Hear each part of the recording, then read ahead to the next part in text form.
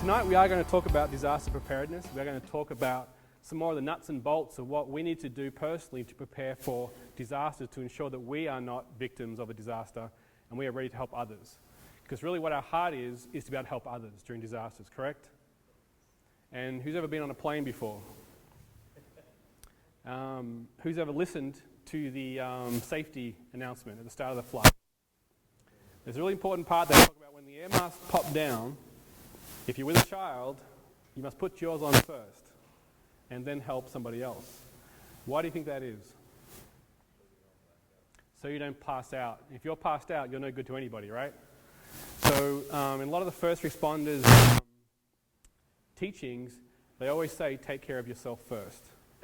Because if you're dead, you're no good to anybody else. There's a little rhyme we use. It's number one is I'm number one.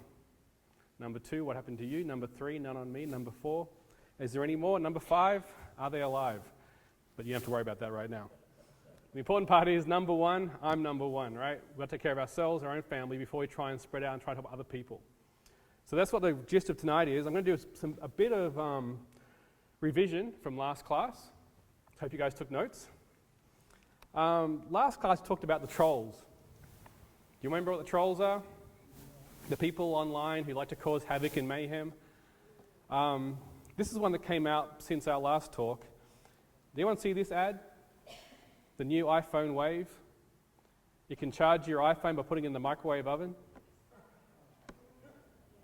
That looks pretty legit, doesn't it? What is Wave? Wave is our latest and greatest addition to iOS 8. Wave allows your device to be charged wirelessly through microwave frequencies. Wave can be used to quickly charge your device's battery using any standard household microwave. That's not real. Obviously, it's not real. These guys made this up just to cause havoc around people. And if you do that, this is what happens to your iPhone. So don't do that. So there are people out there who just want to cause mayhem and chaos. So please be very careful of what you read. Even though it looks pretty fancy and flash, looks like a real iPhone ad, it's just someone made it up to cause chaos. And this poor guy suffered the consequences. All right, so I'm guessing you all want to talk about Ebola tonight, right? Get some more updates on Ebola. Well, as I said, I got back from Africa, and this is the first sign I saw when I got off the plane in Africa. I was in Kenya, a long way away from any Ebola zones, but Africa is very, very alert to the situation and trying to educate the population as quickly as possible to prevent any further spread. On my first night in Africa, I got a fever and I got sick. So I had to quickly go and study again all the Ebola symptoms in case I didn't get Ebola. I didn't. I got a flu, some sort of flu thing. But next time I fly, I'm going to do this. This is the best way to protect yourself in flight. It's a plastic bag over the person, completely covering them up, obviously. Planes are one of the worst places to get diseases. I haven't traveled on a plane in the last 10 years. I haven't got a cold or a flu. I really don't like plane flights. So anyway, what about Ebola? Obviously, you all know it got into the US, right? That's a bad thing. We don't quite sure how that happened or why that happened, other than the fact that it has a 21-day incubation period. But there is some good news in this situation. And you say, well, what is the good news? Well, the good news is this. It did reveal just how difficult it is for Ebola to spread. Because the man in Texas, Thomas Eric Duncan, was in contact with nearly 50 people while he was exhibiting symptoms. That is, while he was infectious, he was in close contact with up to 50 people for 4 days. Think about that. 50 people. For 4 days, these neighbors, friends, families, and medical staff were in close contact with him at different times without protective measures. They didn't know he had Ebola, and they didn't treat him like he had Ebola. They just treated him like he was sick for 4 days when he was infectious, and no one got sick. Now you're saying, well, yes, someone did. A nurse did get sick. Unfortunately, that is true. No one knows exactly how the nurse got sick, but we do know that as a person gets sicker and sicker and goes through the process of Ebola, the body becomes so loaded with virus, okay, that you have to be really, really careful. So when he got towards his death, he was so laden with Ebola virus that any contact was dangerous. And for those who work in nursing, anyone who work in nursing? Anyone? You have to be so careful. I worked in microbiology. I've worked with level 1 pathogens. and you don't want to lapse in your focus when you're dealing with those kind of things. Because having gloves on is great, but taking gloves off is difficult. Think about that. The gloves will have the disease on it. You've got to take them off carefully both ways so you don't touch the outside of them while you take them off. As you're taking them off, your hands become exposed. And so those things can easily get on you. So it's unfortunate that she got sick. We all hope that she'll do all right. For those who are wondering, Ebola is less infectious than HIV. Okay, the RO number is basically the basic reproductive ratio of any disease. So as you can see, hepatitis C, if one person gets infected, 2 will likely get infected. Ebola, 1 person's affected, 2 more get affected. HIV, if 1 person's infected, it's likely to infect 4 more people. All the way up to measles, which can affect up to 18 people and is very infectious. Now, when I was in Africa, I was in an area that was 60% AIDS-infected population. 60% of the population was infected with AIDS. That's horrific, okay? And yet I was not in any really danger of catching AIDS. I probably was in a lot of danger of catching AIDS, but I didn't really be aware of that. Because you don't think about AIDS being infective like that, or infectious like that. So anyway, so the takeaway message is, Ebola is very scary, and it's definitely making a big mess of Africa right now, and especially the West Africa. But when it comes to us here in America, it is very hard for it to spread. We are not like some of these countries in the fact that we have a lot of infrastructure. We have a lot of processes, a lot of people to control and to follow up on. Whereas in these other countries, when you have the sewage running down the street, okay, which can easily spread the disease, you have very limited hospitals. They say right now if a hospital opens up to help Ebola victims, it fills up in like 10 minutes and people are being turned away. The guy who actually had Ebola from Texas and died, they said he carried a victim away from hospital who couldn't get into hospital. That's how they believe he got the actual virus, by carrying somebody. So, are there any questions? Yes, you have a question. Okay, sorry. I will talk a little slower. If I talk with an accent, will that help?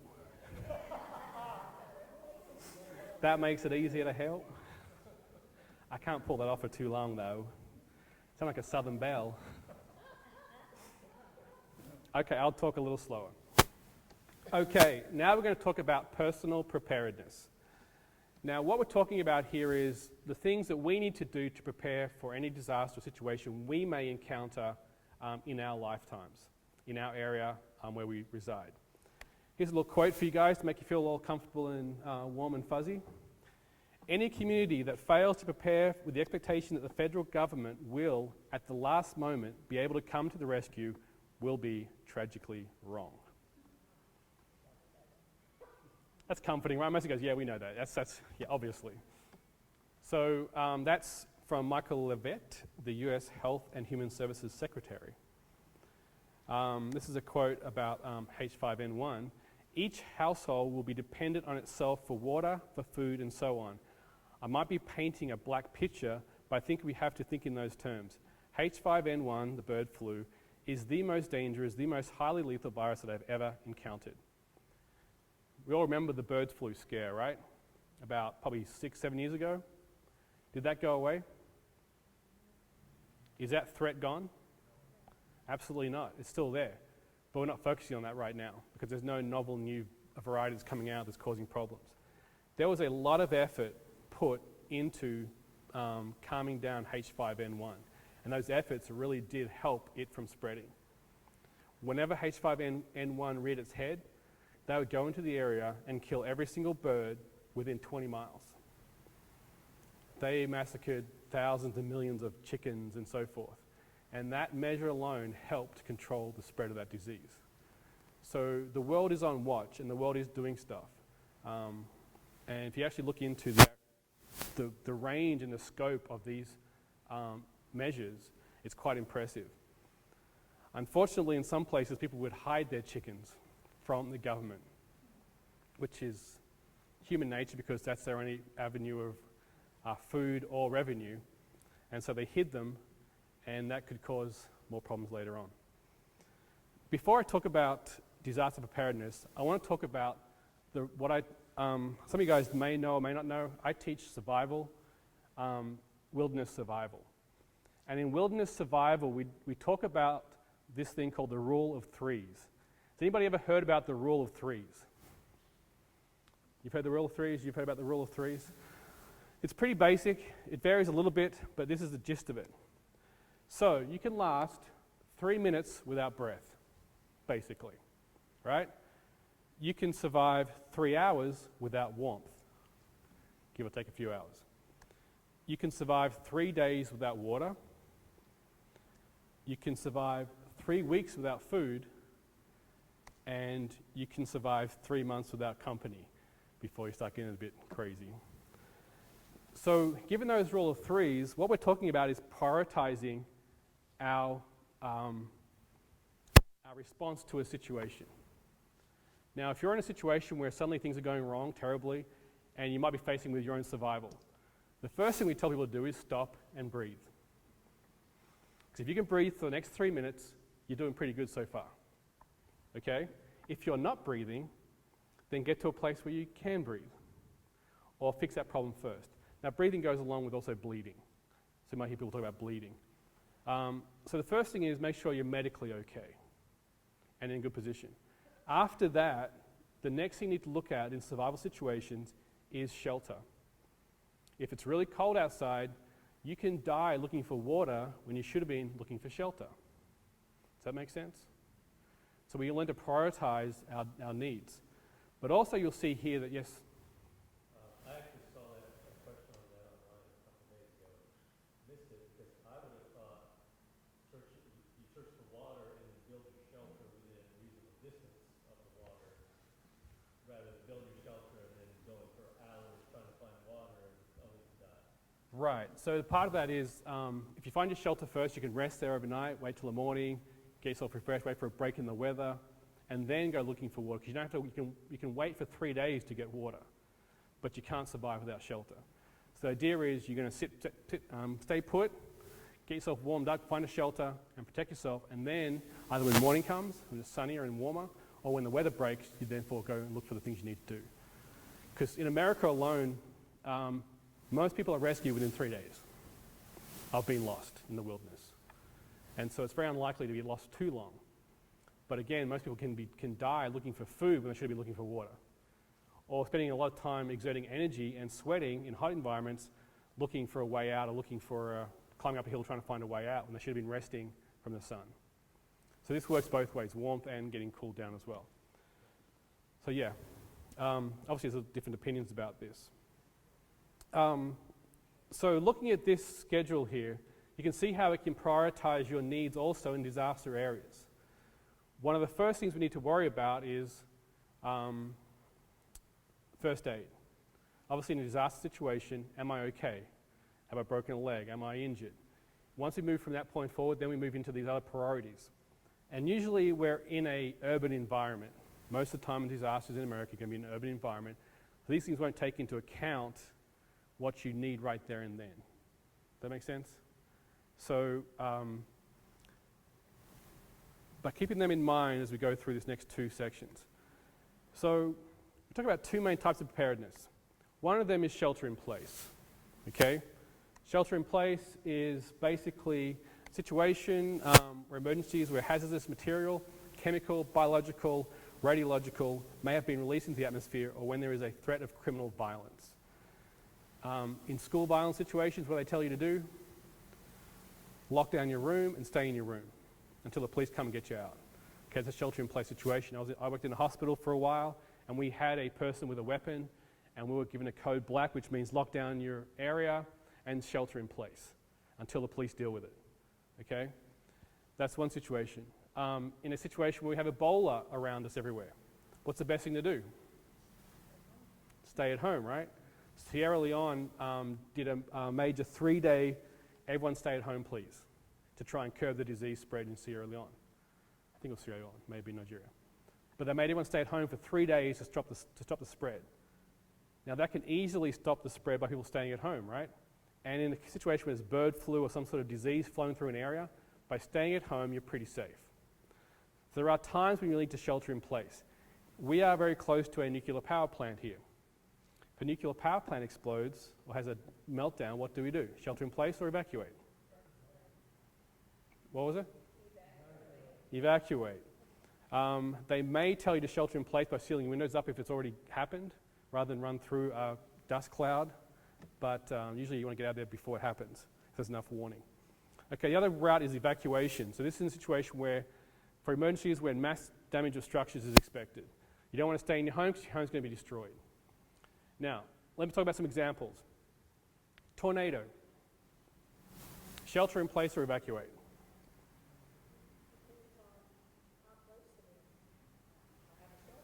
If you have a basement shelter, jump in the basement shelter, right? How long will you be there for? 3 days?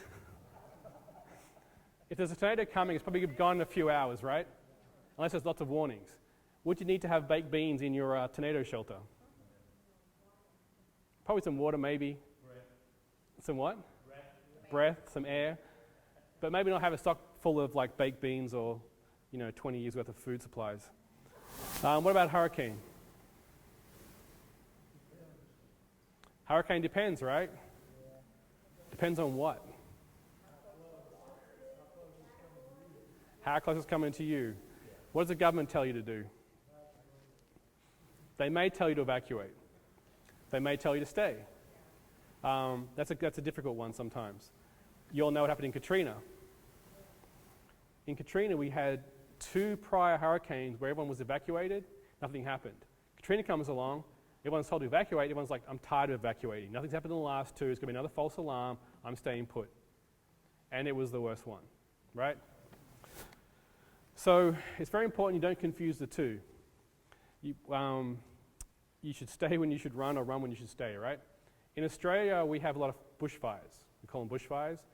And usually the government stance, or in the past, the government stance has been, you have the right to defend your property. Stay and defend your property. Until about 3 or 4 years ago, when there was a massively terrible forest fire. It was 100-foot flames moving at 60 miles per hour through the Australian outback. That's ridiculous. And it was so consuming and so fast that people were burnt alive in their cars before the flames ever got near them. Okay? We lost several hundred people in that fire. Whole towns were wiped off the map. And after that, the government said, look, no more stay and defend. Get out of town when you see the fire. Because even when they start coming over the horizon, it was too late for them. You've ever heard of what they call a cinder attack? This is when, in front of the fire, all these burning cinders are falling down like rain. And it comes out to about 5 miles in front of the fire. Just this raining cinder sparks and stuff. Very sketchy. Anyway, here's a house that I went and visited after Hurricane Ivan. This house was on the shore. And the couple inside this house decided to stay in place, shelter in place during the storm. They were an elderly couple and rather overweight, and they sat on their couch, looked at the front windows and watched the storm come in with a 20-foot wave. They survived. We met them about 3 days later, and they told us what happened. Basically, as the water rushed in, they were pinned behind their couch on the wall. That's the only thing that saved them. Had they been washed through the house or washed out, they would have drowned easily. Because they were pinned into by their couch onto their wall, they survived. This is the yacht in their front yard. So you really want to be careful about whether you stay or whether you run. So anyway, the planning is different, but the basics are the same for both evacuation and for sheltering in place. Sheltering in place, the basics. And again, this is going to be real nuts and bolts, real practical stuff. There's a lot of stuff online you can read about, you can look up. They're all basically the same, so they vary slightly in different places here and there, but generally it's the same kind of stuff. Sheltering in place can be several hours to several weeks, okay? Again, a tornado can be several hours. A disease or a chemical spill can be days or even weeks, okay? You may be required to seal up all your doors, windows, and vents. You all heard about that, right? The simple procedure of sealing up everything, so no agents get in through the vents or through the window cracks and leaks. This requires two very important survival tools. Duct tape, the almighty duct tape that does everything for all things, and some plastic. Now again, that should be the basics of all kits if you're living in a house or an environment where you have the possibility of being near a nuclear power plant especially, or anything like that. This will seal up any of those contaminants getting into the house. Now I have a talk about nuclear danger, which is another 2-hour discussion, which we may do at another time, but that's an important one. You may be without electricity and even running water. So in some situations, you may have no electricity and no running water. So when you're preparing for stuff, do not think about completely relying on things that are electrical, like for heating or for cooking. Okay? Some people I met up north somewhere, they would actually, as a church community, do an exercise where they turn their power and water off for a week and see how they survive. Just to get into the mindset of what it would be like to be in a situation where you have no water and no power. Now, I'm sure you all can imagine all the young people of today's world not having their iPhones to stare at and the ensuing chaos and panic that would cause when they can't Twitter each other and Facebook, and we could see the mass panic and destruction of 1,000 million youth running around without the ability to tell everybody what food they just ate. That's a disaster in itself, right? Okay, so this can occur in winter or summer. We've always got to think about when will the shelter in place occur. Because if it occurs in summer, not a big deal. If it occurs in winter, that can be a real problem, right? Because you now got to deal with heating issues. How do I heat my house? Do I bring my barbecue into my house and start cooking barbecue in my house and be like the 200 people that die from carbon monoxide poisoning every year? Or do I have other avenues to keep myself warm in the winter? Okay? These things you've got to worry about or think about when you are sheltering in place. And it can be without warning. What would be a situation where a shelter-in-place incident will be without warning? Can you think of one? Sorry, who said that? An explosion, okay? A terrorist act. A dirty bomb, for example. A dirty bomb is a bomb that disperses radioactive material, and you're stuck inside for a while until the cleanup's done. Anything else possibly think of? Sorry? Tornado can be without warning, very quickly. Earthquake, that's an interesting one, earthquake. Is earthquake a shelter in place or an evacuation? Yes. Either or both. It's a tough one, right? Depends how bad the earthquake is, correct? Fires. I was actually in California. I was meeting with an earthquake expert, and she was telling me how that downtown LA, if there was a 6 or 7 or greater, whatever it was, if people ran outside into the streets, they'd be showered with glass falling from the buildings and cut to shreds. The glass would fill the streets to about 5 feet deep from the towers, from the skyscrapers falling down. So that's a good example of when you need to stay inside the building. You don't want to be out there with all that fun. That glass is not thin glass. That glass is super strong glass. It's going to be falling from 10, 15 stories. And it's going to just shred you to pieces. So that's an interesting situation to think about, right? Aren't we glad we don't live near any high-rise buildings? Oh, wait, we do. Not glass yet there. Oh, yeah, right above me. That's good to know. But we're not in an earthquake area. Okay. Shelter in place, warmth. One of the most important things in winter, the worst case scenario for a shelter in place is during the winter when you have no power. So it's winter, it's freezing cold, we have no power, and we're sheltering in place due to some emergency. How do we keep warm? We cannot have open fires in our house without a fireplace or correct ventilation, obviously, right? We don't want to asphyxiate on CO2 or even burn the house down. So again, people die every year from bringing barbecues inside for warmth. This leads to CO poisoning, carbon monoxide poisoning. So, how do we do it? Layers is a good one. Huddling together, blankets, hand warmers can be really helpful. In gas heaters, portable gas heaters can be okay. We've got to be really careful about those though. Some of them have ratings, some of them actually are certified to be used inside, some of them are not. So gas heating, have a portable gas tank, hook it up to a heater, they can be okay if you have some ventilation. But you got to be careful. Or kerosene as well. What about the logs, fireplace with gas logs and down with gas still works? Usually they have a vent, right? Yes, that's fine. As long as there's ventilation sucking that out, you're good to go. Because you're getting the radiant heat without getting all the smoke and all the other stuff coming with it, all the gases. So kerosene heaters also can be good. They put out a lot of heat and can be very helpful. Water. We've got past the warmth situation, we go into water situation. Okay, worst case scenario is during winter or summer with no running water. So we're sheltering in place and we've got no water. What is the best thing to do if we know there's a situation coming up that we're going to require us to shelter in place? What is the best thing we can do to get a good stockpile of water quickly? Fill up the bathtub. Perfect. You guys are all really smart. Why am I here in the first place, right? You want to fill up the bathtub. Okay? Now, most of you, if you're like me, I'm not going to say most of you. Most of you are unlike me and you have really clean bathtubs. Okay? Mine may not be so clean. So when I fill up with water, it may not be the best cleaning water, right? And it may not stay clean for very long if it's got this bacteria growing in it and little worms or whatever else is in that little slimy part around the side of the tub. It's not that bad really.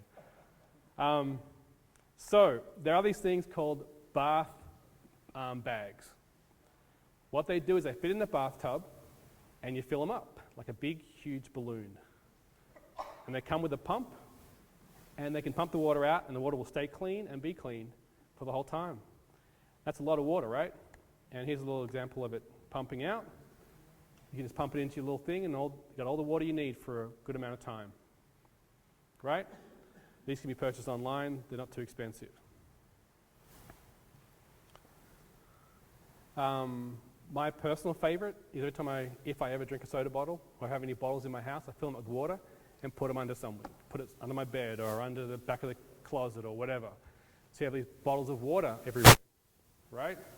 Simple one to do. Again, it's not the best water in the world, but in an emergency, I'm not too worried about heavy metals. The small amount that's in the water, maybe. I'm more concerned about survival. I'll deal with my cleansers later on if I have to. But I want to have water. When I first came to America, I was living in a house that had an issue with running. It was a well water situation, and it would constantly break down. So I always had these 1-gallon milk jugs full of water all around the house. And I often had to use them to shower with or to drink, make tea, coffee, whatever I did with them. So it's always important to have some level of water in the house. Yes? So is it safe to fill the jugs with water now, store them, and 6 months later you're filling them out and using them in an disaster scenario? I would say yes, as long as you clean the jugs out properly. Don't have a little bunch of milk residue in the bottom of them. But even then it still wouldn't grow too much. But yes, mostly. Now, I would also add, if it's a long period of time, maybe add some purifier tablets to the water, or maybe filter them a little bit. Talk about it in a second. So you want to keep water purification products or filters on hand. Now, water purification is about killing everything in the water that's dangerous, right? With chlorine, a little thing of chlorine, or the iodine tablets you get when you're a camper, okay? The filters are about filtering out all the bacteria and viruses from the water. There's two different ways of cleaning water. You kill everything, or you filter out everything. So if you have these filters, the new filters from Seychelles that are really, really good, they do like 10 million gallons of water before they break or whatever, and they have activated carbon in them that take out impurities, even possibly toxins, and they're good to have. So what you can have is your bottles of water. If you don't feel comfortable with them, then put them in through a filter and then drink them from there. And the filters don't cost very much, and we'll talk about them a bit later on as well as we move into the next stage for Morningstar. Do you have other questions? Yes. How can you tell if your water is spoiled or not? Taste it.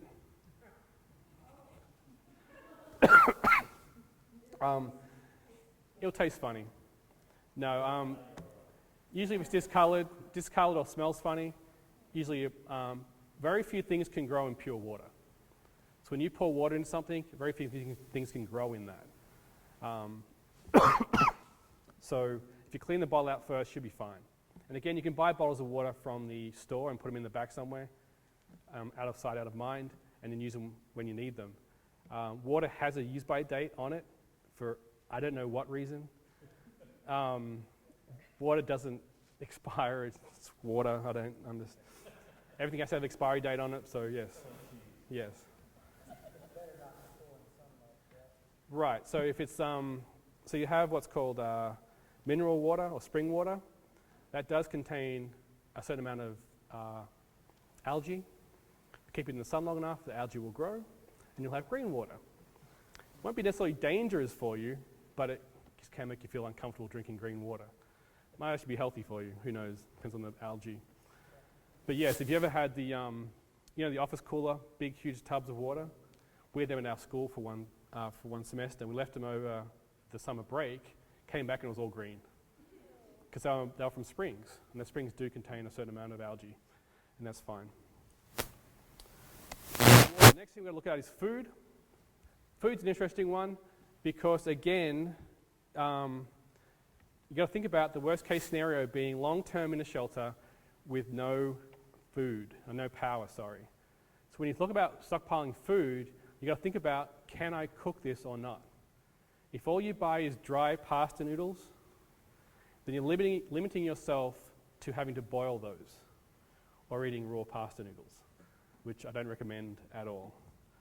Of course, you can put them in cold water and leave them for like 2 or 3 days, and they will turn into pasta, cold pasta, if you like that stuff.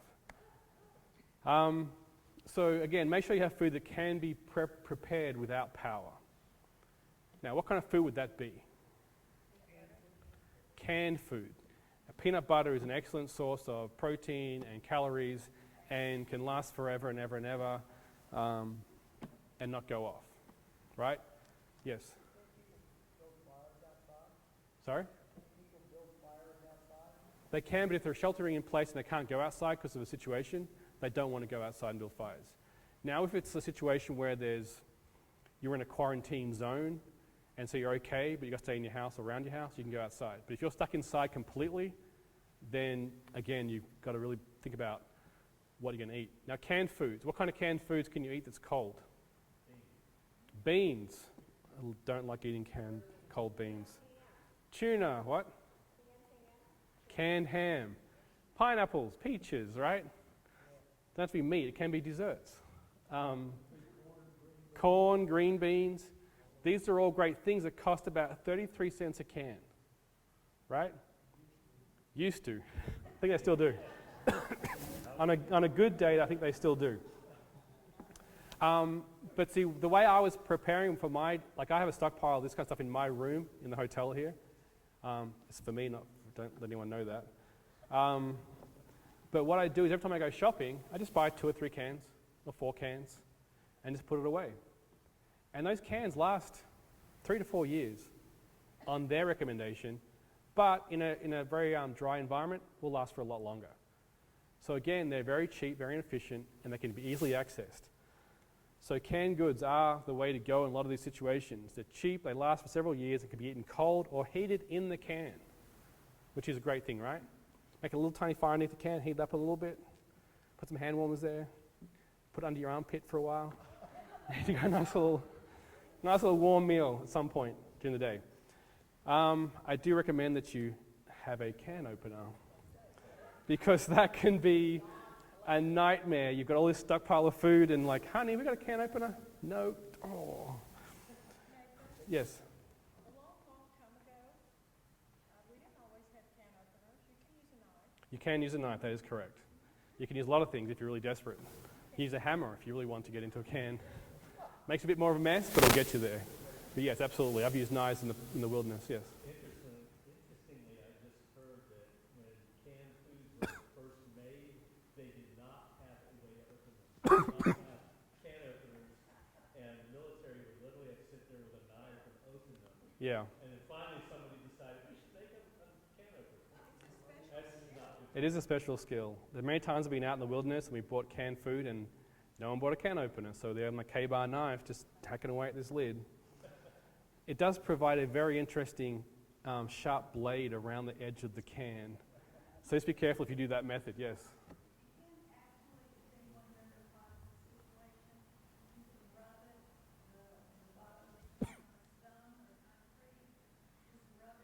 Okay, just wear off the little ridge. Beautiful. See, the more you know. Interesting way of doing it. Just erode the can around. So yeah, there are ways to survive without a can opener. But if you wanted to be easy, have a can opener present. When I store my food, I actually go down to Home Depot and buy those 10-gallon buckets, the paint buckets. You know, the big plastic ones? 5 gallons, sorry. And then just buy a lid with that, put my food in there, close the lid, throw a can opener in it with the cans, and close the lid and put it away. So in my house, you may find like there's 5 or 6 of those Home Depot buckets. They're airtight, bug tight, mouse tight, and they don't get wet, and they just last for a long, long time. It's a cheaper version. You can go and buy more expensive screw top ones, but I prefer the ones because they're like $2 or $3, maybe $4 from Home Depot. And you just put your stuff in there and forget about it until you need it. So that's the food. A minimum requirement, some people say 3 days minimum, some people say 30 days minimum of food in your house. I recommend, if you want to go midway between the two of them, 2 weeks is a minimum requirement you want to have in your house, okay? That would cover most situations. I, however, have 30 days worth of food in my house, in my room, which is not very big, therefore it's all full of food. No. This is up to you guys, but personally I would recommend minimum 2 weeks. A good thing is 3 weeks of food. And that means just thinking about what I would eat every day, multiplying that by 30. Now again, this is survival, not cuisine. So you think, exactly, it's a weight loss program. You don't want to be thinking about, oh, I'll get fussy about eating pineapples for 30 days in a row. I think I'll try something else. Get some salmon in there or whatever. You just want to get through the time with minimal effort. And so 30 days is a good number, but 2 weeks is a minimum. Any questions about food? There are other things. If you go into a camping store, you can buy little portable gas stoves. I have some of those in my room as well, so I can cook, boil water. But yes, that's got to be careful about that kind of stuff inside environment. Everything else. What other things do you need to have when you're sheltering in place? Communications are very important. Radios for alerts. There's these things called emergency radios. Okay, they're tuned into the NOAA radio station, and they'll inform you what's going on, what's happening. They're very good. Some of them are hand cranked, so they require no battery. You've got to kind of crank them up every now and then. And you can also get solar chargers now pretty cheap. It's a company called Goal Zero. And they have solar panels you can just put out in the sun, plug your phone into it, and you can charge your phone. You can charge batteries with it. You can charge a lot of things. It's a little expensive, maybe $200 for a good kit. You can spend $500 to get a whole house solar panel thing going on. But yeah, there's all the things you can do with solar power, obviously. Another thing people need to talk about in sheltering in place is medical supplies. A lot of people are on medications. And what they don't think about is when something happens when you can't leave the house, do you have enough medical supplies to last you through the time you need to survive? Because people who are taking prescription medication, they cannot do without the medication. This also includes things that need to be refrigerated. Okay? That can get pretty sketchy when you have no power. So what's the backup plan for medication that needs to be refrigerated if you're stuck in the house for 2 weeks or 3 weeks? Dry ice, if you can get dry ice. Don't normally have dry ice with you. So we've got to be really careful about how do we deal with our medications. Now, a lot of people I know have gone to their doctors and asked their doctors for a separate prescription for a stockpile. Now, you can do that. And some doctors will give that to you, so you can have another stash, just like a 30-day supply of the drugs, all the drugs you need for whatever condition you're facing. But it's really important to consider that. The other thing to consider is this. The majority of all medication that's bought and sold in America comes from overseas. It's something like 90%. That means if there's a shutdown of our borders, you'll also be limited in the medication you can buy. Okay? So it's always important to have at least a 30-day supply of the medications you need to survive. People don't usually think about this one, but it's really important. The other thing to think about is obviously first aid equipment, just basic first aid, and also any hygiene products you might need. Okay? Any questions about medications? No. Good. The old personal protection, shotgun, handgun, whatever you prefer to keep your family safe. These things can, obviously a lot of you guys probably already have these things set up. In times of civil unrest, you may feel more comfortable having a shotgun by the door. You may want to fire a few shots out just to keep everyone aware that you do have a gun. I worked with an old lady in West Virginia who was fixing her house. She was about 88 years old, and she carried a revolver with her everywhere she went. And every now and then, she heard a noise outside her house. She'd walk out and fire a few shots off, scream at somebody, and then go back inside. And there's no more noises. She was definitely from the Wild Wild West. But yes, so weaponry of whatever you feel necessary to protect your family and your own, these are things that can be helpful. The other thing people don't think about too often is entertainment. Now again, a lot of you guys aren't dependent on iPhones like the young generation is, and you can probably survive. But imagine all your kids or your grandkids or your whatever, and they're coming over your house and they're going crazy because their iPhone's dead.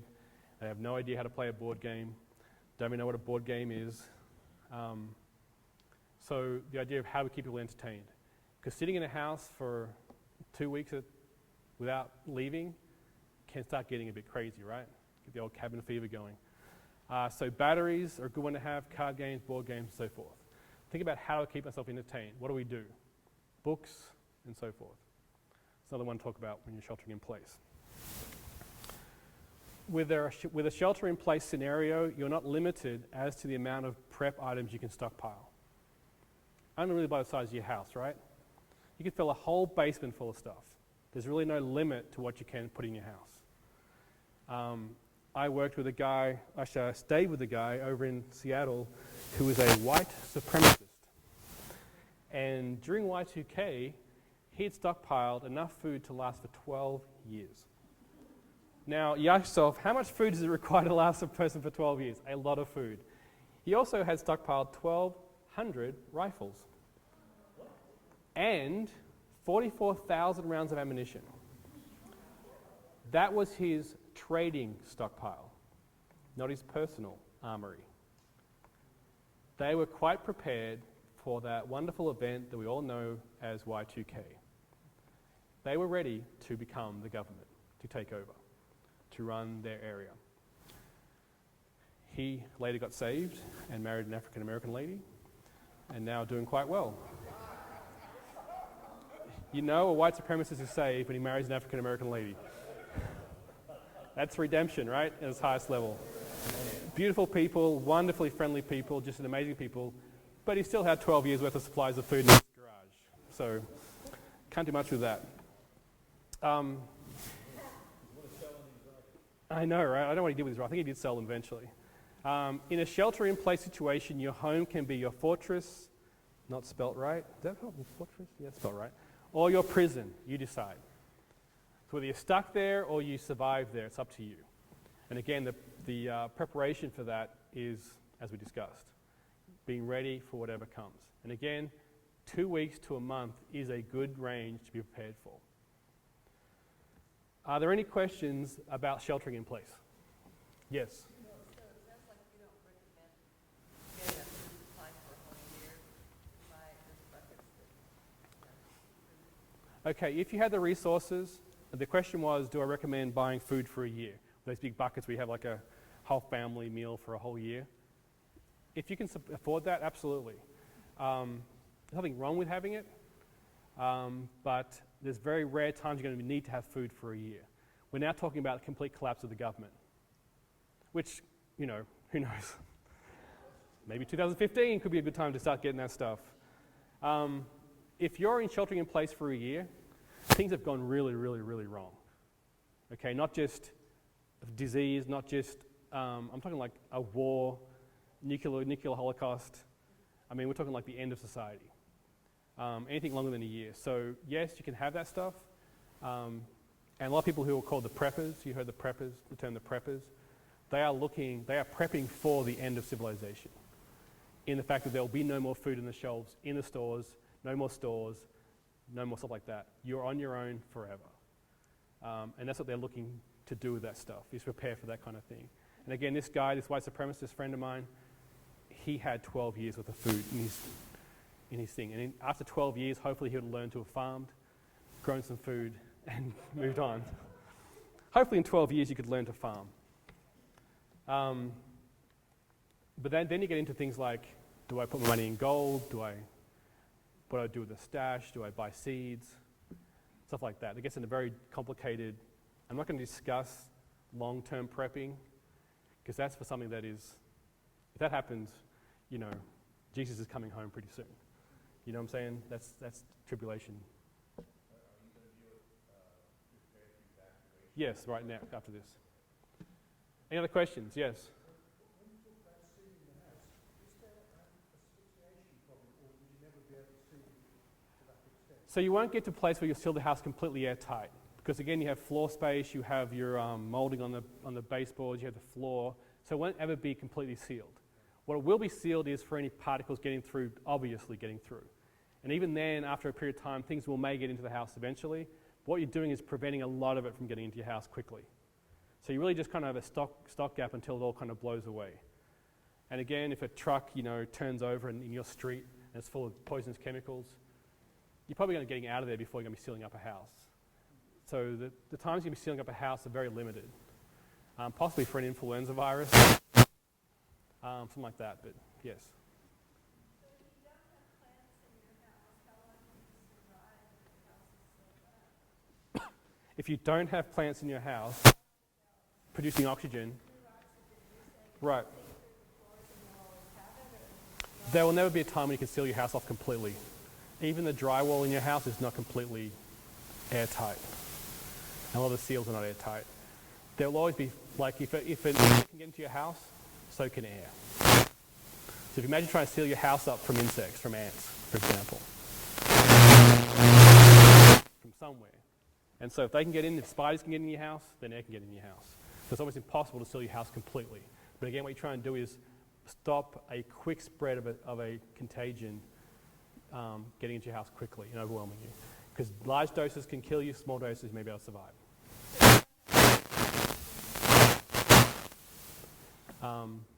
And if you do, just poke a little hole every now and then in a couple of places. If you do start feeling a bit dizzy, just poke a little hole. No. Yeah, even if you had plants in the house, they wouldn't be able to regenerate the oxygen you would need quick enough anyway. But yeah, you'll never seal your house up completely airtight. Yes? An EMP blast. Okay, does everyone know what an EMP blast is?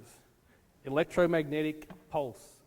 The most likely scenario is what's called a coronal mass ejection, which is a sun blast full of that kind of stuff that will cause the same effect as an EMP.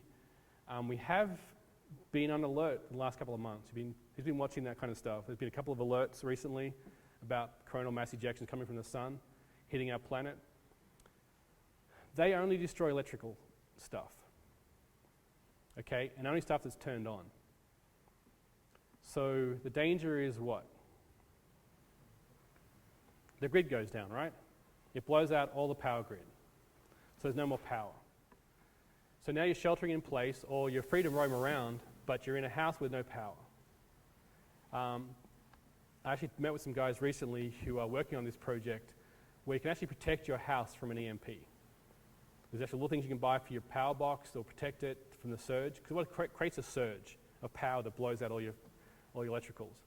So you can actually protect your own house from it, but again, if your house is fine, but every house around you is destroyed, and the grid's down, what are you going to do? There's no power coming to your house anyway. But you can get generators. So EMPs can be simply getting a generator, grounding your own house, protecting it from the EMP blast. The government is working very heavily on this kind of situation. They are actually sinking a lot of their stuff underground, a lot of their more sensitive stuff underground. The internet's very vulnerable to this. We have had this situation in the past, before the electronic revolution, but now we are so dependent on electronics in everything we have. I think any car made after somewhere in the mid-80s has a computer chip in it that will be destroyed by an EMP. So if you're driving a 76 something, you're great. You can drive all day long. But if you're driving a brand new car, forget it. It's going to be shot to pieces with an EMP blast. So those kind of things basically are a big deal, but it's very unlikely it's going to happen.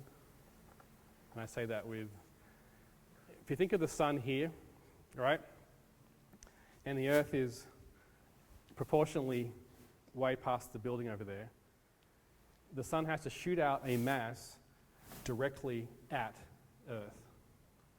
Okay, it can go any direction, but it's got to go directly towards earth. So it's very unlikely it's going to do that.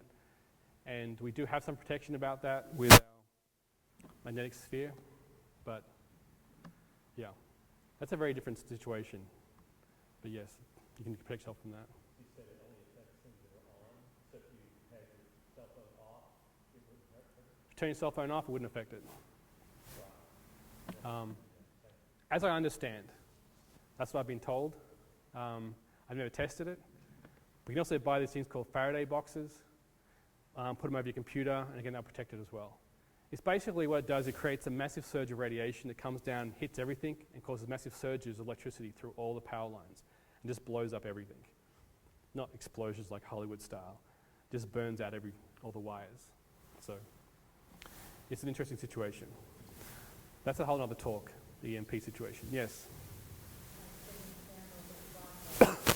Candles and flashlights, yes. Lights are very important. Did I not mention those in the thing? Okay.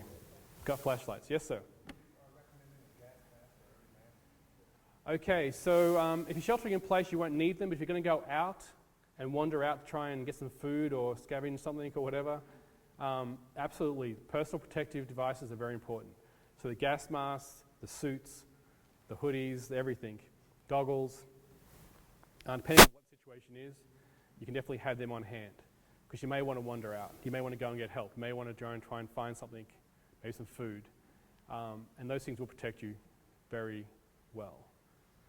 There are different levels of hazmat suits, but we definitely recommend you having a full gas mask rather than just a simple N95 mask. Because the major mask costs like $100. They will eradicate all toxins as well as gases. So you can breathe in all situations. They're better to have. Any other questions? Now again, this information is online and there is much more exhaustive lists about this stuff. And again, you can decide what you feel like you need in your house, what you feel like you want to have available. And it comes down to how much you can afford too.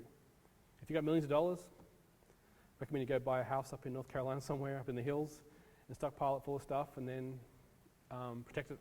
There's actually a community of people living up in North Carolina hills that live in a EMP protected community. And they're selling houses to go up there and join them.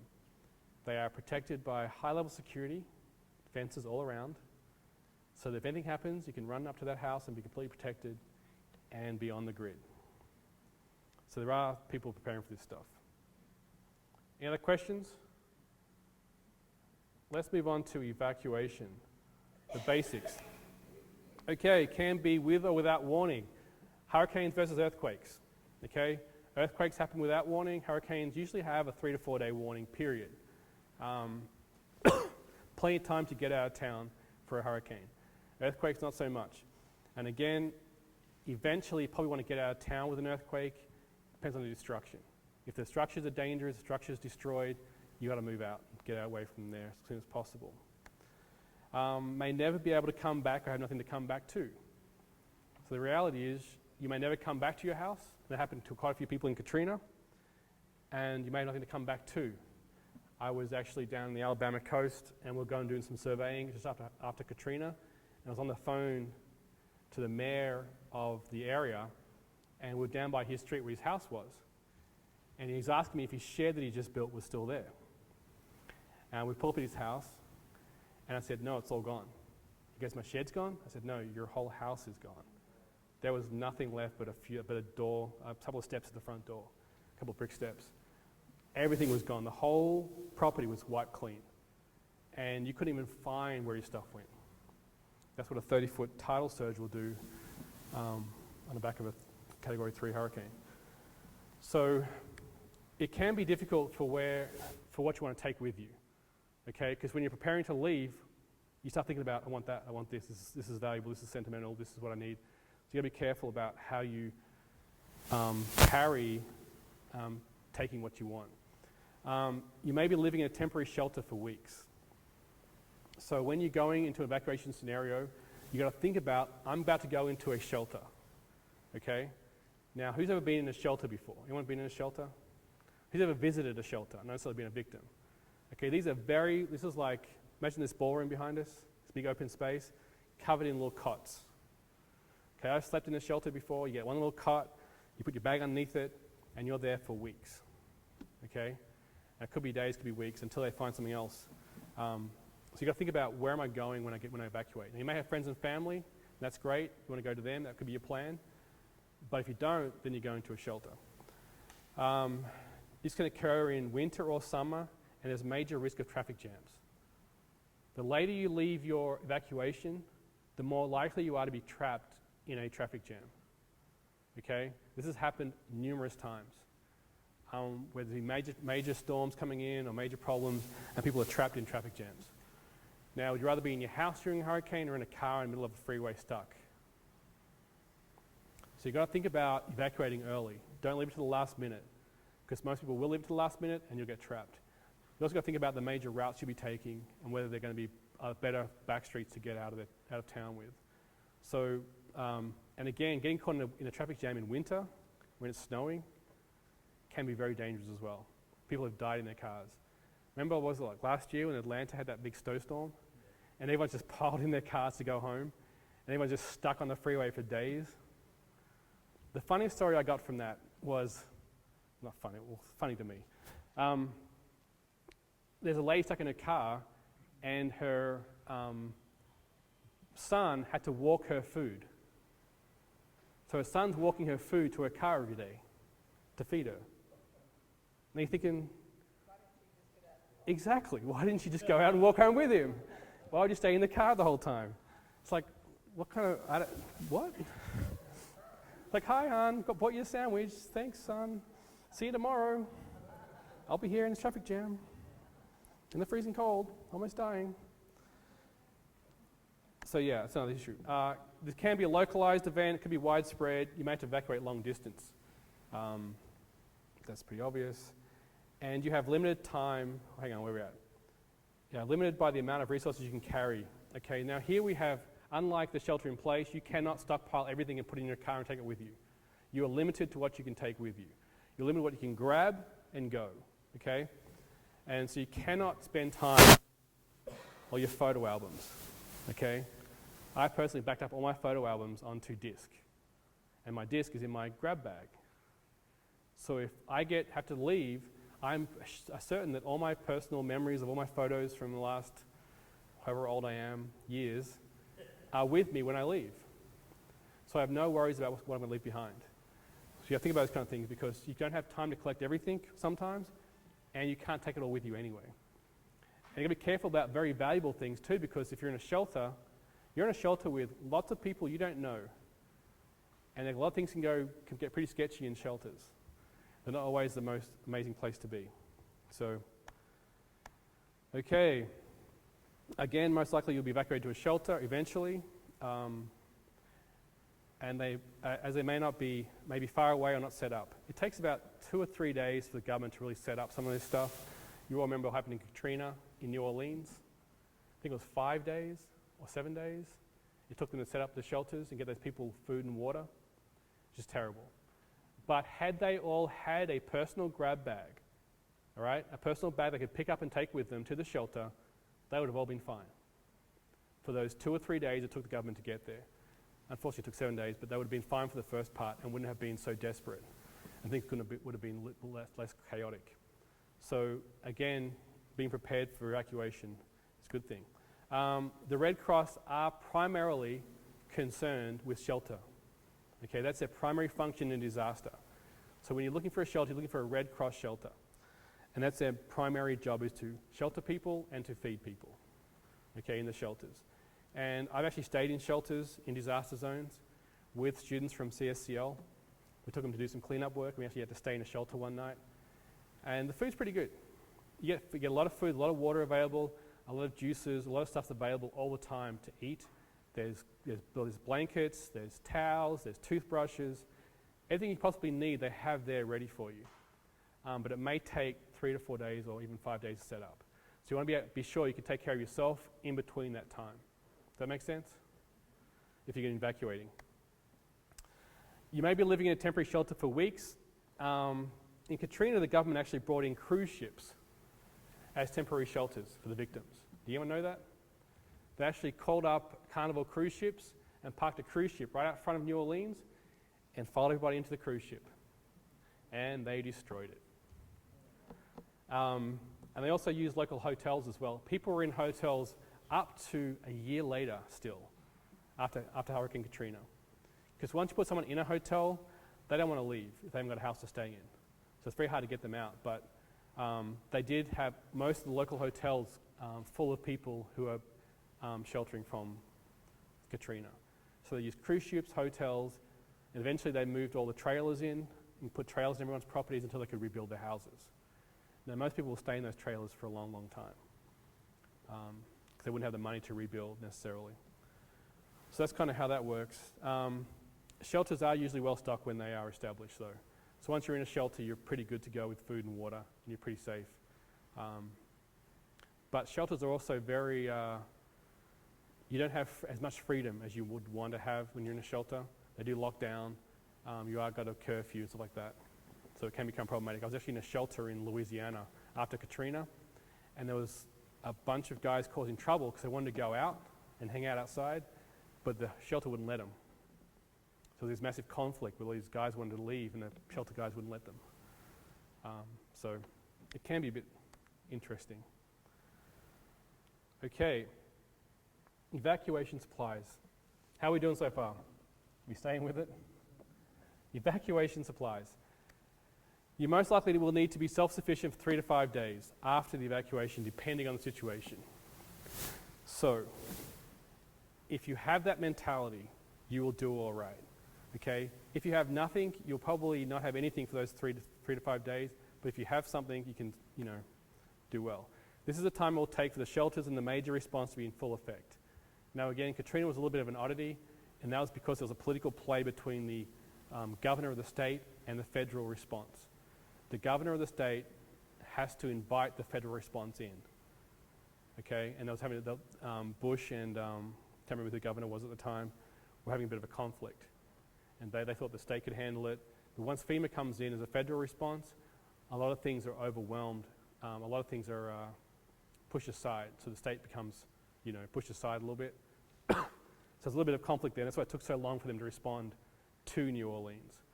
But generally speaking, 3 to 5 days is the time they'll be up and running. Most people, for evacuations, you probably all heard about this, the grab-and-go bag or the bug-out bag or the go bag. This is a bag of supplies you have stashed near your front door or you leave in your car all the time. And what it is a bag you can just grab and go, okay? And what's in that bag is what's important.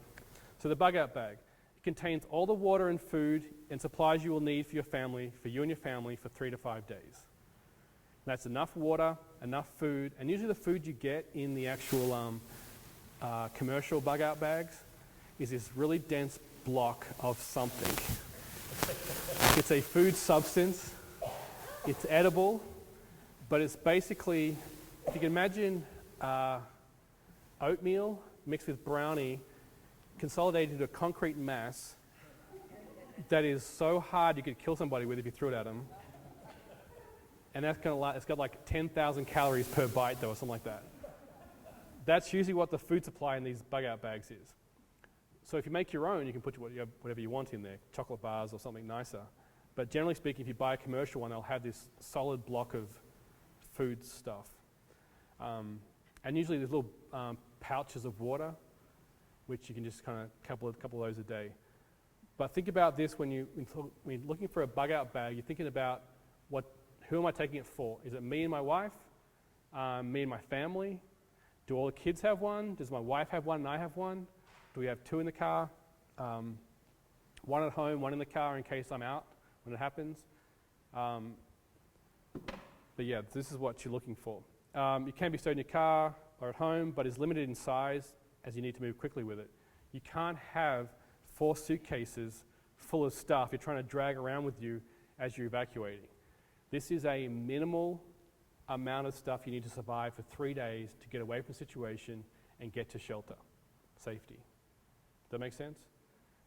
That's what you got to think about. Minimal amount of food, minimal amount of water, minimal amount of supplies that can get me to where I need to get to. You can purchase them online. There's lots of websites that sell these bug-out bags. They can range from $200 to $1,000. Depends on what you want to buy and how the quality of them.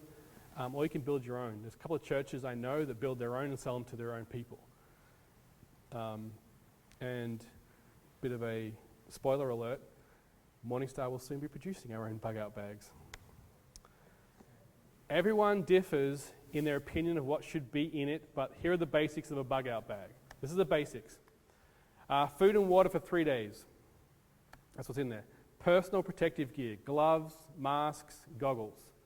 Now these can be the rubber gloves and also the hard leather gloves. So if you're going out of an earthquake situation, you're going to be moving a lot of rubble out of the way, clear rubble for a car to get away from somewhere. So you need to have good gloves as well to help protect yourself as you do that. Masks for debris and dust, and goggles obviously protect your eyes or anything like that. You'll need some basic first aid equipment in your bug-out bag.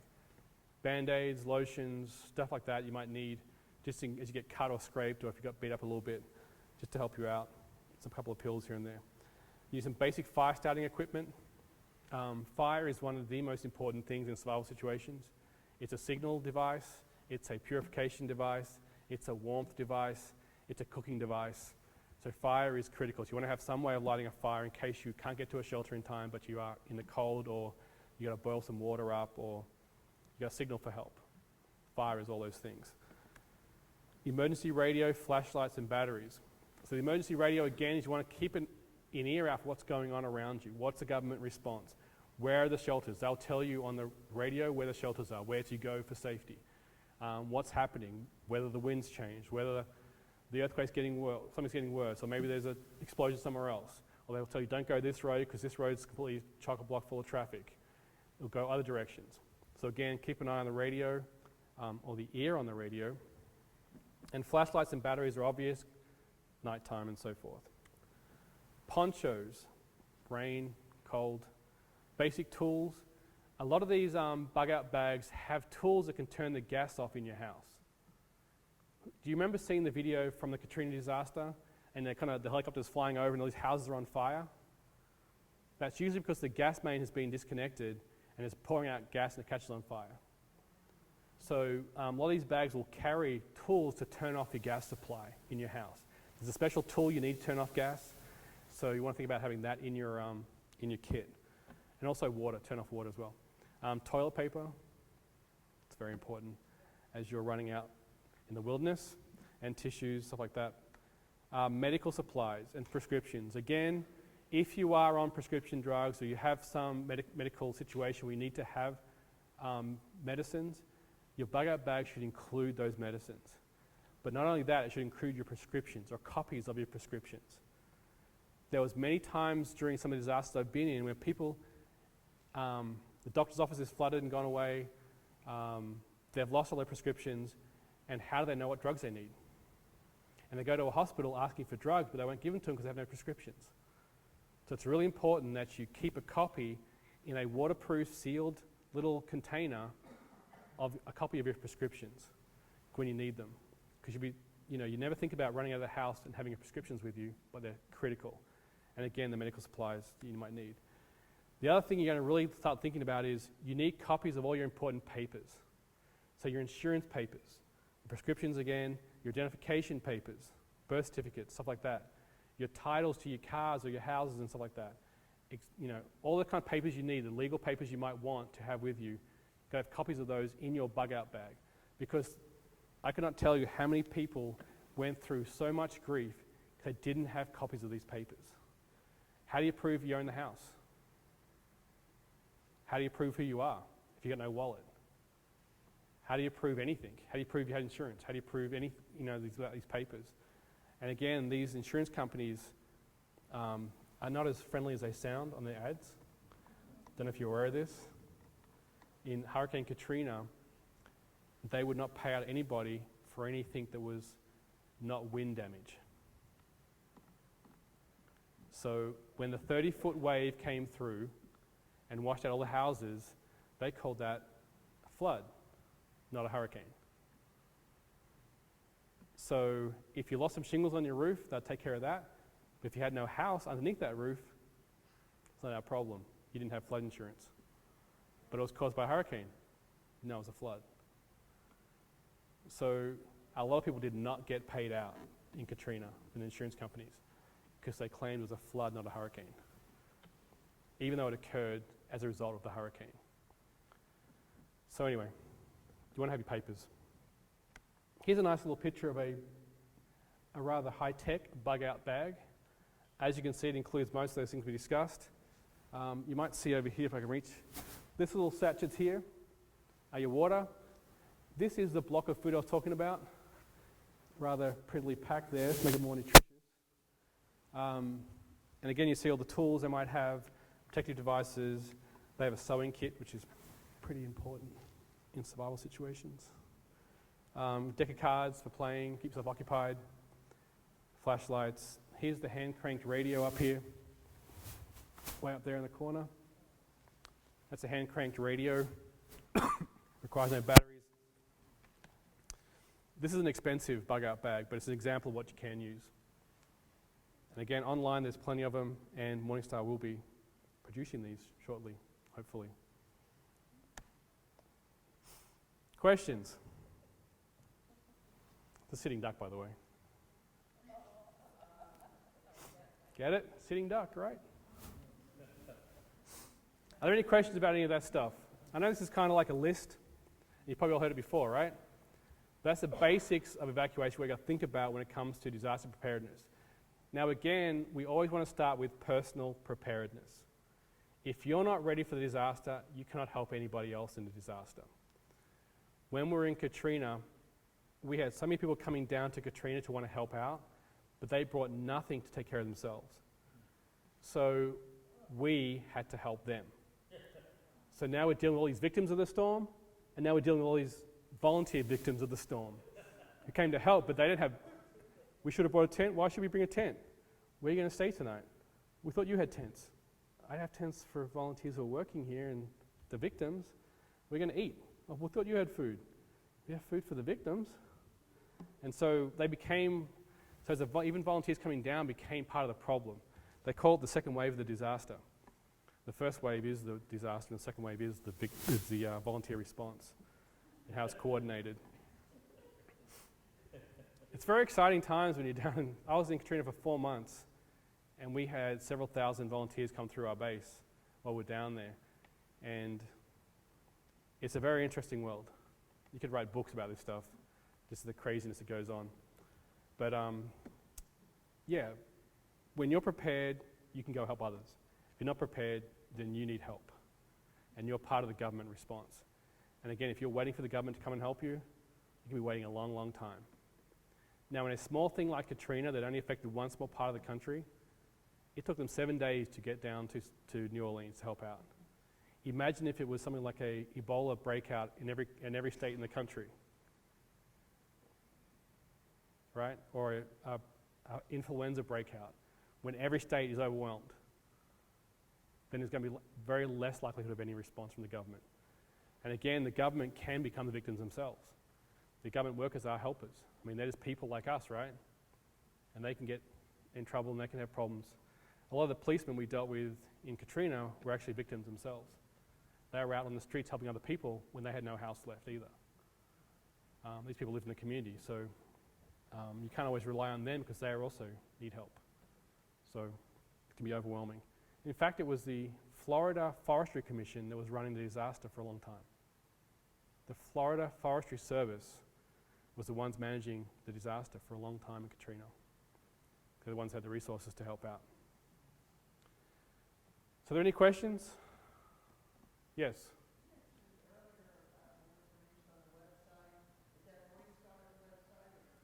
There are a multitude of websites dedicated to this kind of stuff. One of them is ready.gov, which has gotten a lot of criticism recently, or when it first came up.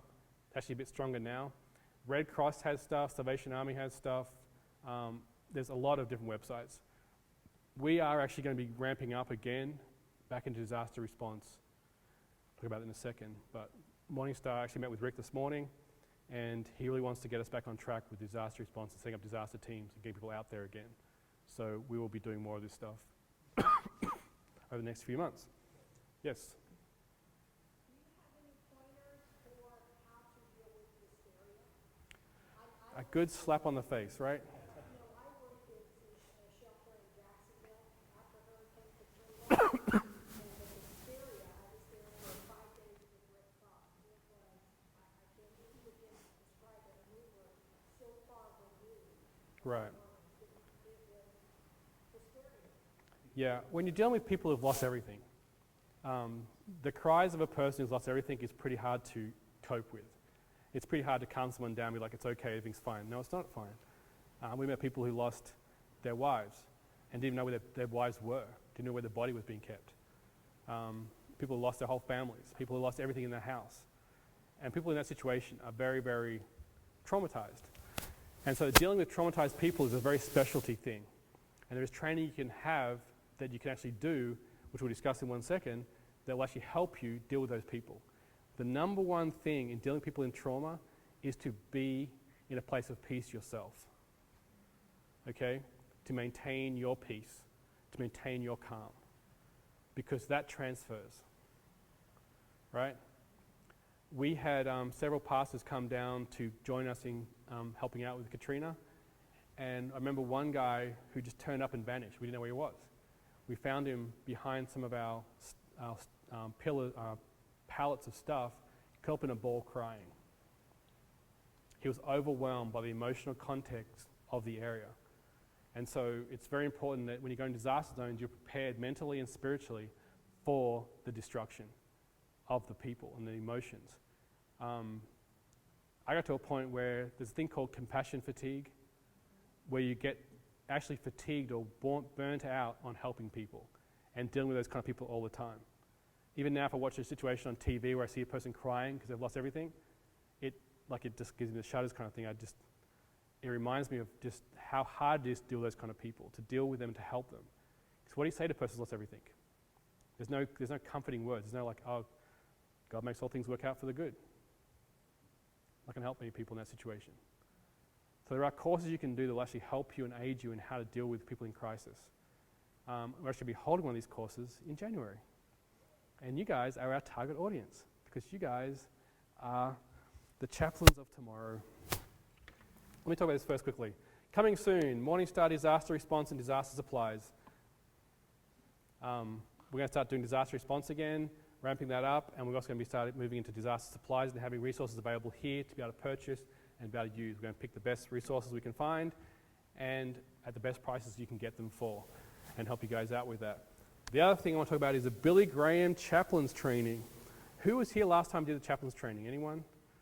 Okay, this is Rapid Response Team. It is called Sharing Hope in Crisis. And what it is teaching you how to go into disaster zone, not only be Christ, but also cope with the critical stress that they're going through. It's called Critical Stress Incident Management. Critical Incident Stress Management. Critical Incident Stress Management. Okay, CISM. And it allows you to actually help people in crisis. And Billy Graham has a chaplain's program, and they would like people who are older, not young people who are 18, 20, 25. They want people with more life experience, a bit wiser, and maybe have more time to be able to go into these disaster zones and actually be a comfort, be a shoulder to lean on, be the word of comfort in those times.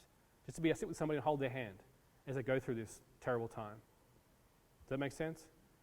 So we're actually, we had one of these last year, and we're going to be doing these twice a year now. The maximum enrollment per chaplain's course is 40 people. So we're looking at enrolling people soon for the next chaplain's training in January. We'll be announcing that through the church and through 50 Plus Group. We'll tell you guys when it's available. There's a small cost to it. It's not a huge cost because we're not making any money off this ourselves. And Billy Graham aren't charging us to do the course, which is really good. It'll be held here on site, and it'll be 2 to 3 days on site. So let you know when that will be. So that's one thing you can, the help resource you to help deal with people who are hysterical or who are, overwhelmed by the grief. And there is a period of time when after the disaster, there's a shock, then there's realization, then there's grief. And so the phases they go through and what they deal with are different times. And a lot of times in disasters, when it's all in the news and everyone's seeing it on the, it's front page news for like the first day or two of the disaster, everyone rushes into the area to try and help. That's actually the worst time to have volunteers helping, because the people are still in shock. They don't want help. They just want to kind of like just stand back and just kind of breathe for a second to figure out what just happened. And then they go through that grief period, then they go through that stage of just mourning, and then after that they're ready to start dealing with the situation. But by that time the news has moved on, it's out of sight, out of mind, everyone's forgotten about the disaster, and there's no more volunteers. Does that make sense? So all that rush of volunteers that came in the first day that couldn't be used have gone forever, and we have no more resources to help clean up the disaster. Usually 2 to 3 weeks after disaster is the most important time for volunteers, when they can actually be the most effective. But then you have to be attached to a group or a larger disaster response service like Samaritan's Purse or like Billy Graham, like Salvation Army, that can actually utilize you into their programs. Because turning up by yourself and trying to help can become more problematic. But there is a need for those counselors very soon on, because the quicker you can deal with some of that stuff, the less post-traumatic stress that the person can deal with later on. So, any other questions about any of this?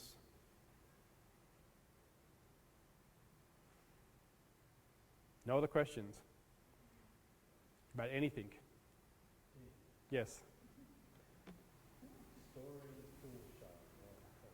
Sorry? Storing pool shock. Okay. You're better off just keeping a bottle of bleach around. Just easier. Everyone should have bleach in their house. That should be a standard resource for everybody in their house. Bleach is such an important thing to have.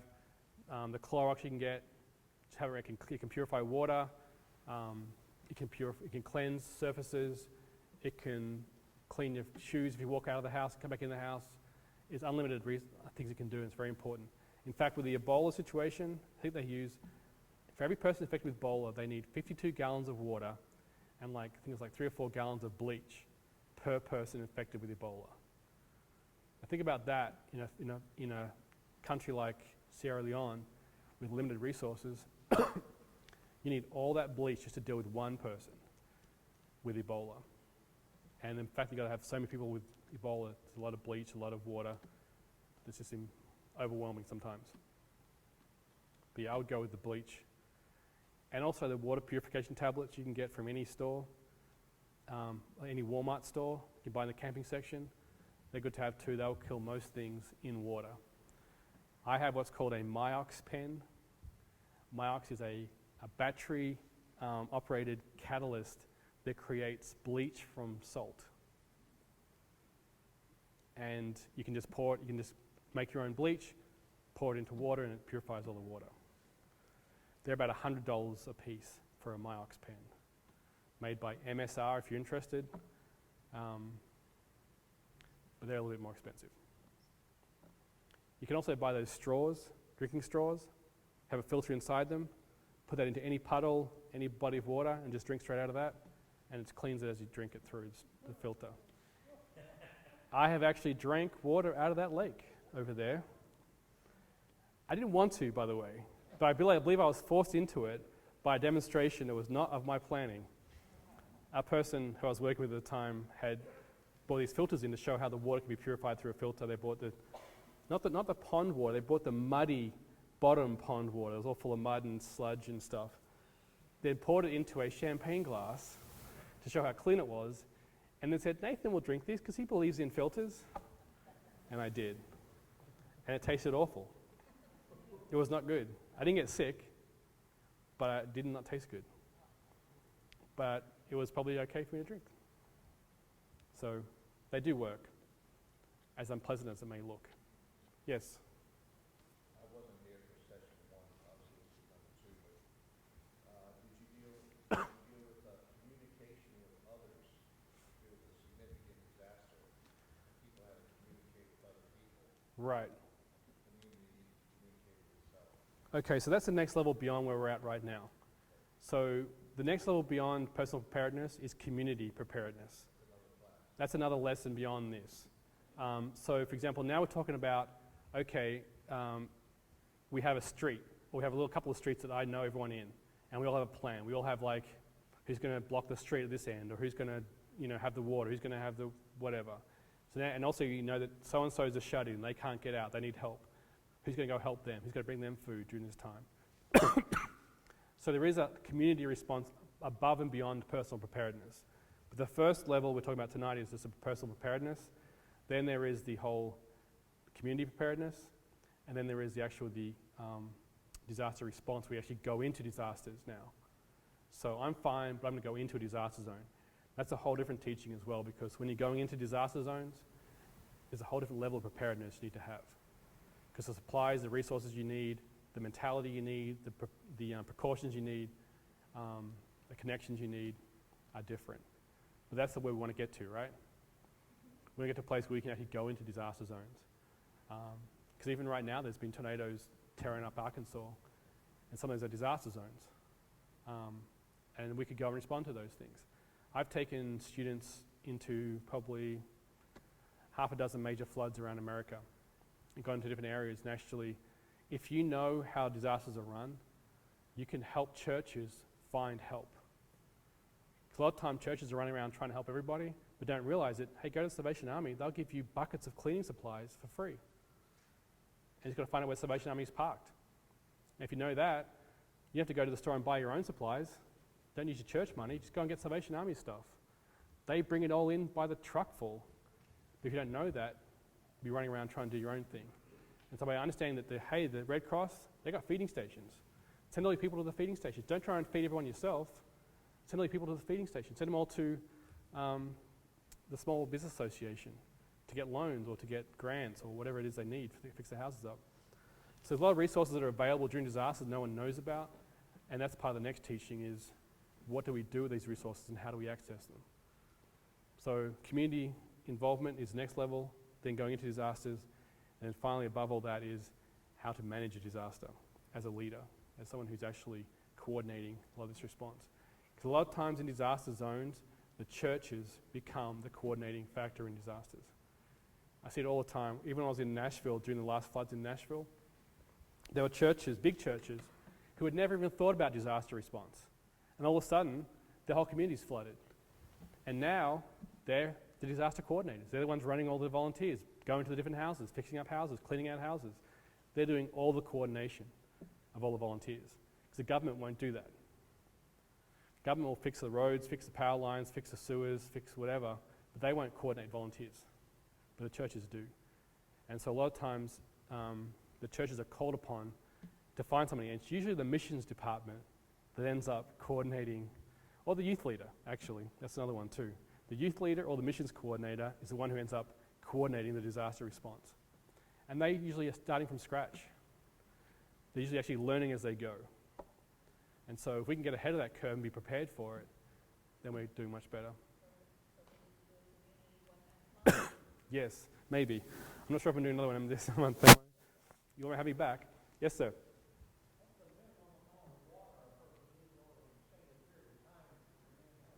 Okay, so the recommended dose of water you might need to survive per day is about 3 quarts. That's recommended. In a hot environment, if you're active, that can be up to 1 quart an hour or even 2 quarts an hour, half a gallon an hour you can need. Sorry, excuse me. So it really depends on the temperature and your activity level. But 3 quarts per day is considered to be a healthy intake of water. Now, some of that can come through non-caffeinated caffeinated beverages. Most of that should come through non-caffeinated beverages. A caffeinated beverage will dehydrate you.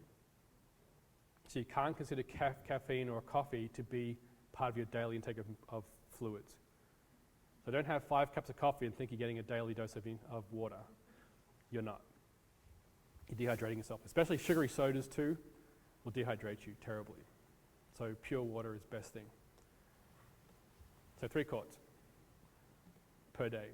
So when you're doing your measurements in your head about 30-day water supply in your house, think of 3 quarts, roughly a gallon per day per person is really adequate. Is there another question? Yes. I normally say that like if all the cells were down and the radiation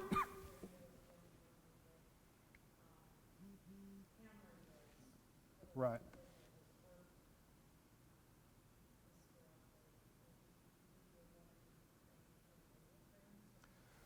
Okay, so up in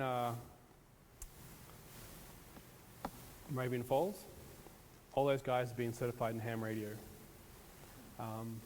It is something that's very effective. The latest modern ones are very easy to manage. They're very effective. They have boosters you can put up in different places, and they can help coordinate.